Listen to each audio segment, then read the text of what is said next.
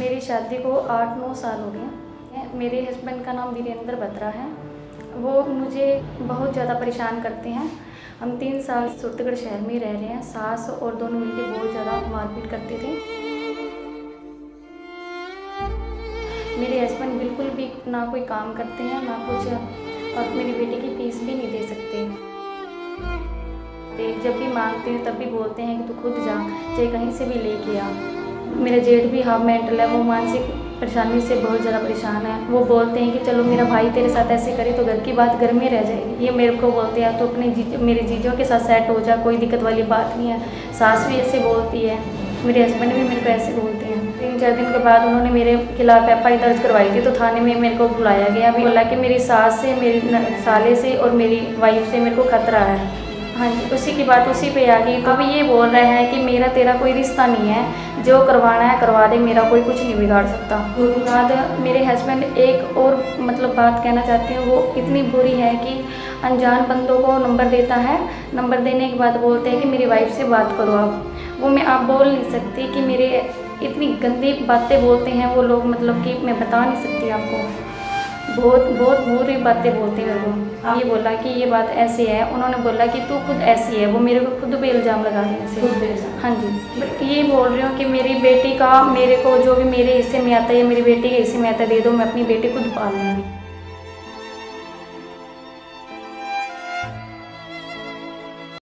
Subscribe now and press the bell icon. Never miss an update. Santosh ji, क्या हुआ आपके साथ कि आज आप इतने परेशान हो? मेरा नाम संतोष है, एलनाबाद की रहने वाली हूँ। ससुराल मेरी सूरतगढ़ में है। मेरे हस्बैंड का नाम वीरेंद्र बत्रा है। वो मुझे कि बहुत ज़्यादा परेशान करते हैं। मेरी शादी को 8-9 साल हो गए, यानी कि हम बड़ोपल गांव में रहते थे। वहाँ पे सारे परेशान बहुत ज़्यादा करते थे। हम 3 साल से कि सूरतगढ़ शहर में रह रहे हैं। सास और दोनों मिलके बहुत ज़्यादा मारपीट करते थे।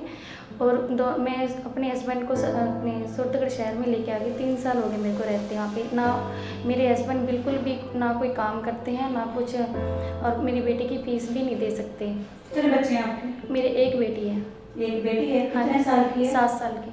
7 साल की। हाँ जी। परेशान वो किस तरीके से करते हैं? कोई खाना नहीं देते हैं या कोई आपको खर्चा नहीं मिलता है? नहीं, कुछ भी नहीं ला के देते, ना घर का राशन ला के देते, ना कि गुड़िया की फीस दे पाते। जब भी मांगती हूँ तब भी बोलते हैं कि तू खुद जा, चाहे कहीं से भी लेके आ। खुद ऐसे बोलते हैं मेरे को, ना गुड़िया की फीस देते। सास भी ऐसे बोलती है कि तू जहाँ मर्जी से लेके आ। और मेरा जेठ भी हाफ मेंटल है। मेरा जेठ भी हाफ मेंटल है। वो मानसिक परेशानी से बहुत ज़्यादा परेशान है। वो बोलते हैं कि चलो मेरा भाई तेरे साथ ऐसे करे तो घर की बात घर में रह जाएगी। ठीक है, कहने का भाव ये है कि आपको गलत करने को कहते हैं। हाँ जी, मेरे ननदोई भी हैं, वो भी मेरी ऐसे ही मेरे साथ करना चाहते हैं। ये मेरे को बोलते हैं तो अपने मेरे जीजों के साथ सेट हो जा, कोई दिक्कत वाली बात नहीं है। सास भी ऐसे बोलती है, मेरे हस्बैंड भी मेरे को ऐसे बोलते हैं।